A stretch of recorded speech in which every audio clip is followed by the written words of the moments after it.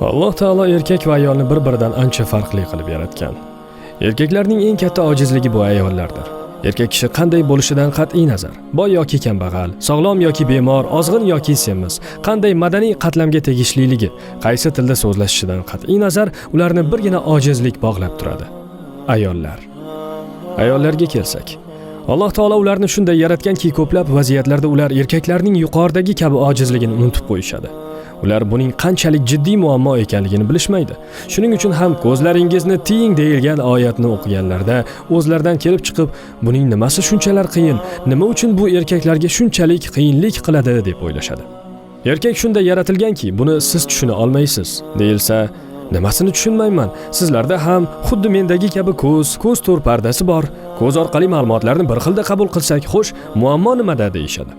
Ayollar erkaklardagi Alloh bergan ixtiroslar qanchalar kuchli ekanligini va o'z oyatida odamlarga ayollardan shahvatlarning muhabbati ziynatlandi deb birinchi navbatda ayollarni vasf qilganligini tushunmaydilar. Erkaklarga muhabbati ziynatlanib qo'yilgan eng asosiy ixtiros bu ayollarga bo'lgan ixtirosdir. Bu erkak kishi tushib qolishi mumkin bo'lgan eng xavfli fitnadir. Payg'ambarimiz sollallohu alayhi va sallam o'z ummatlariga nisbatan eng ko'p nimadan xavotir olganlar?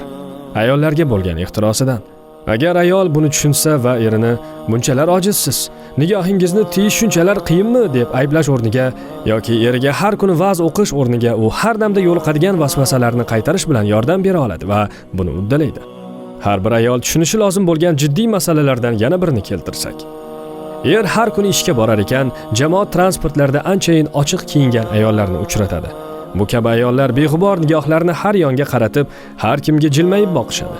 Ko'plab ayollar o'zlarining aqliy salohiyati yoki fikrlari hech kimni qiziqtirmaydi deb o'ylashadi va atrofdagilarning hurmat e'tiboriga sazovor bo'lish uchun ular oldida go'zalligini namoyon qilish, ochiq-sochiq holda ko'rinishni lozim topishadi. Erkaklar ularga nazar solganida ular o'zlarini o'z-o'ziga bo'lgan hurmati ortganday his qilishadi va shuning uchun ham ular shunday kiyinishadi. Lekin bu dahshatli va achinarli adashishdir. Mana, er ishxonasiga yetib keldi va u yerda uni kotiba "Salom, ishlaringiz yaxshimi? Tushlikka nima yeyishni xohlaysiz?" kabi so'zlar bilan mayin jilmaygancha kutib oladi. Ko'cha-ko'yda ham shunday. Hatto har qadamda uchraydigan reklama bannerlarida ham o'ziga nimadir taklif qilayotgan go'zal va maftunkor ayollarni uchratadi. Va nihoyat u uyiga yetib keladi va u yerda uni darg'azab ayoli "Nimaga bunchalar kech qoldingiz?" degan xitob bilan kutib oladi. "Avtobus kechikdi" degan javobiga esa "Yana avtobus, boshqa bahona topolmadingizmi?" degan qo'pol savol qaytadi. Er har kuni o'sha norozi qiyofani ko'radi. Bunday hol 1-2 marta bo'lsa-ku mayli, lekin 10-12 yillab muntazam ravishda davom etsa-chi? Bunday holda erkakda ayolga nisbatan norozilik paydo bo'ladi. U bundan xafa bo'ladi, garchi ochiq aytmasa-da. Kun sayin unda ayolga nisbatan norozilik va g'azab kuchayib boradi. Buning yechimi esa Rasululloh sallallohu alayhi va sallam aytganlaridek, ayol erini ko'chadan kelganida tabassum bilan kutib olmog'idadir. Ayol erini sovuq va ters kutib olishi go'yo uning yuragiga hanjar sanchilganday ta'sir qiladi. Bunday vaziyatda er indamasa-da, uning qalbi jarohatlanadi va bu ularning munosabatlariga salbiy ta'sirini o'tkazadi. Endi er ham ayolidan kamchilik qidira boshlaydi. "Ovqating buncha bemaza, tuz soldingmi o'zi?"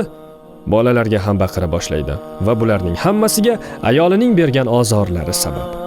Agar ayol erini tabassum qilib kutib olganida-chi, bu holda ular kunning qolgan qismi va butun oqshomni yoqimli suhbat, hazil-huzul bilan o'tkazishar edi. Er ayoliga "Meni tinch qo'y, boshim og'riyapti" deyish o'rniga u bilan gaplashib o'tirgan bo'lardi. Qarang, birgina oddiy tabassum nimalarga qodir ekan. Biz bundan foydalanmas ekanmiz, bir-birimizga nisbatan norozilik va g'azab to'planib boraveradi va oxir oqibat oila tanazzulga yuz tutadi. Buning orqasidan ayollar doim erining e'tiborsizligidan shikoyat qilsa, erkaklar ayolining ezmaligi va ters muomalasidan noliydi. Shunday ekan, er-xotin hadeb bir-biridan kamchilik qidirmasligi, aksincha, bir-birlari haqida qayg'urmog'i, o'z oldiga biror maqsad qo'yib, har daqiqada bir-biriga yordam berishga tayyor bo'lmog'i lozim.